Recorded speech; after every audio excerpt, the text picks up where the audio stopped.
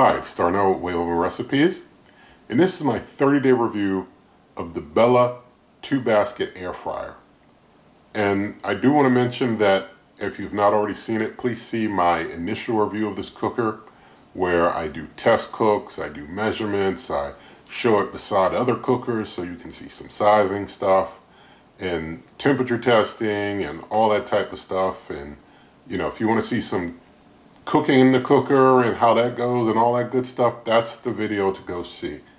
In this video, I do a 30-day follow-up where I talk about my thoughts, impressions, how I feel about the cooker and such.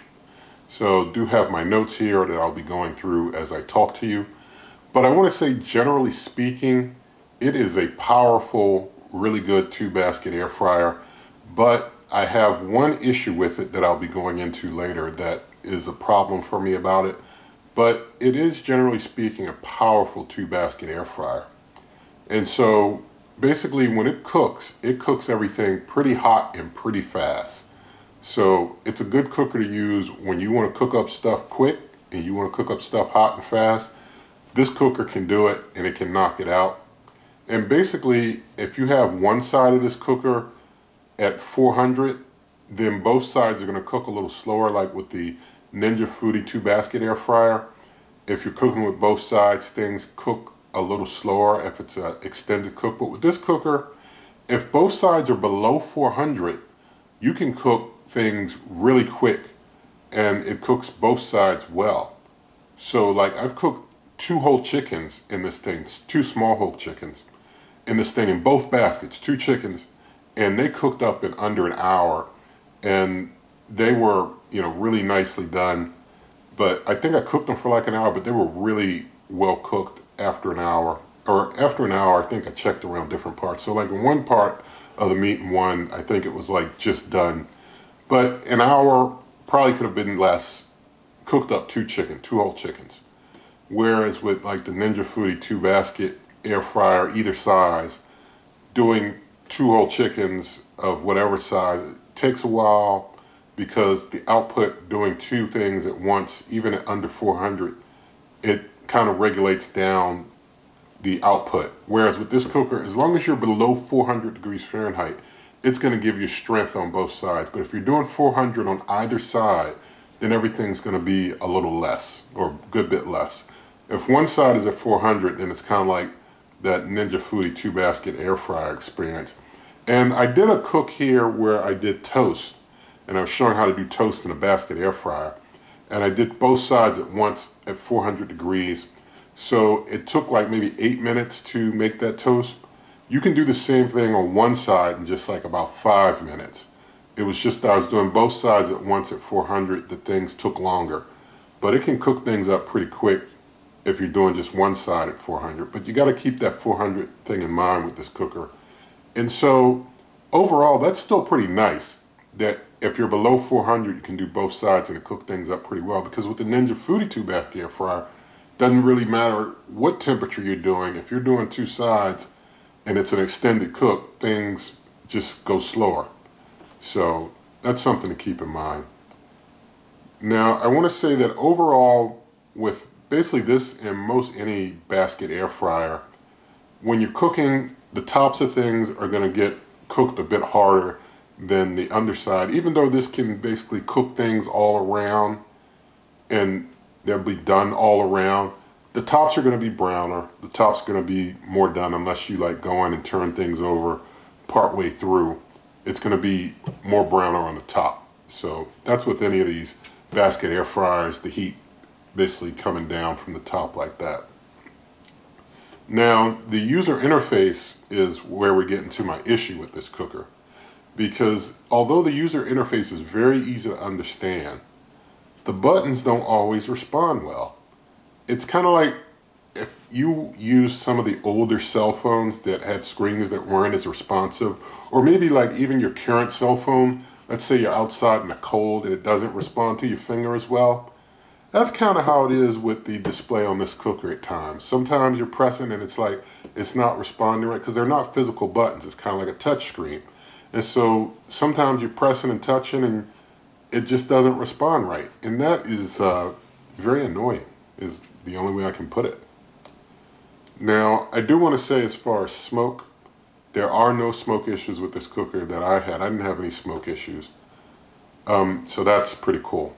So now I'm going to basically talk about my experiences with each individual function that I used in this cooker.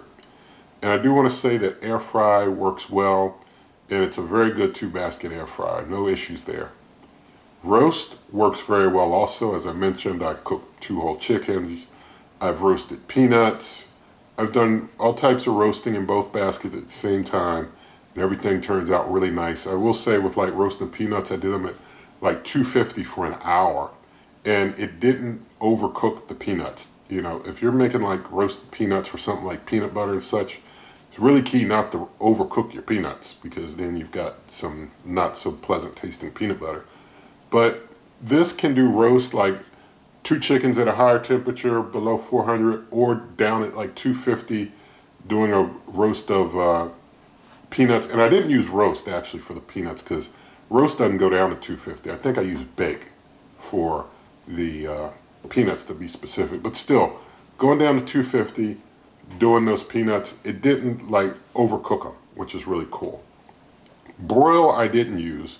And as far as the bake function, it works well. Everything turns out tasty. Just remember your tops with your baked goods might be a bit brown if you're cooking at the higher temperatures. But like I said, with the lower temperatures, with like the peanuts, everything turned out real nice.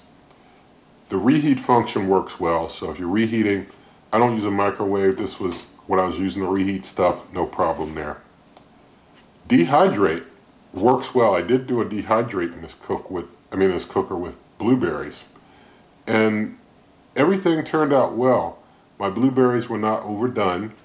And I did a 24-hour dehydrate with the blueberries, Lord willing. That'll be a future video showing you all the details of that.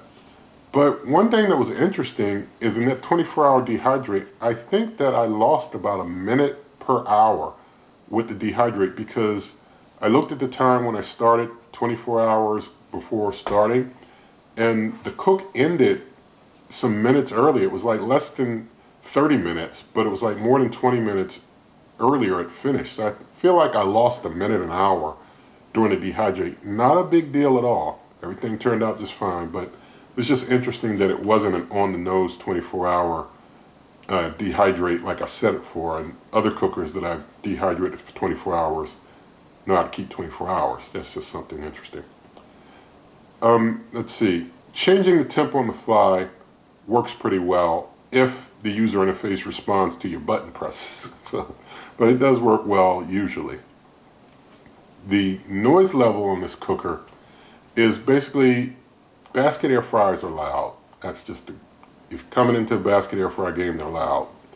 And so with 2, they're loud. It's 2 loud baskets. So, you know, it's got the noise level of a basket air fryer. It's a loud noise basket air fryer. That's all they are. And if you don't like that, then don't get a basket air fryer. Best thing I can tell you. But I was cool with it. Now, as far as cleaning, it is easy to clean. Everything, you know, nothing really seemed to stick inside of it. So I do want to show you real quick the inside. You know, I don't use any special concoctions. I just use regular, well, a mild, kind of a near natural cleaner, just a cleaner, regular old dish cleaner. And I didn't have any issues cleaning anything. I didn't put anything in the dishwasher. I washed everything by hand whenever I needed to clean it. So you see the inside there. Show this other one. That one there looks good. Show you up inside. And you know, there's people who I guess always worried about something flying up into the heating elements. I don't see anything flow up into my heating elements. You know, everything is cool. So cleaning, I'll say no issues with cleaning at all. And just wash it all by hand. It's all good. Although I do give details for how things can be cleaned in the initial review if you have any other concerns there. So now I'm going to talk about basically this cooker versus other basket air fryers, and basically just go into that. And so let's go into that some. versus the Ninja Foodi 2-basket air fryer 8-quart, because this is an 8-quart cooker, versus the 8-quart Ninja Foodi 2-basket air fryer. I do like that the Bella does both sides well when under 400 degrees, but I don't like that the buttons don't respond well. And so it's kind of like close, but I guess when it comes down to it, I take the Bella over the Ninja Foodi 2-basket 8-quart, because on those long cooks, when you're using 2 baskets, you really notice the difference. And I'd rather have that from the Bella, being able to cook up something like 2 chickens in decent time than having to wait longer with something like the Ninja 2-basket. Now, versus the Ninja Foodi XL 2-basket air fryer, the 10-quart, basically since 10 quarts is bigger, I'll stick with the 10-quart versus this one. If it's this versus the 10-quart Ninja Foodi, I'll take the 10-quart Ninja Foodi because it's bigger, can hold a lot more stuff, and so that's cool. You can cook a 5-pound chicken in that thing, so that's nice. Now, in general, this Bella 2-basket versus single basket air fryers in general, whatever one you want to name, I like the Bella better. I like 2 baskets better. It's just a lot nicer to use, and you can be cooking something, somebody else can be cooking something on the other side, or you could be cooking one thing at one temp here, another on the other, and they don't bother each other. That's all good. So that's all the comparisons I'm going to do. I'm not going to compare it to things outside of that basket air fryer class. Basically, it's up to you to decide what cookers you like or you want. If I didn't mention a cooker here, there's nearly 800 videos here on this channel, a whole lot of reviews. There's playlists full of cooker reviews.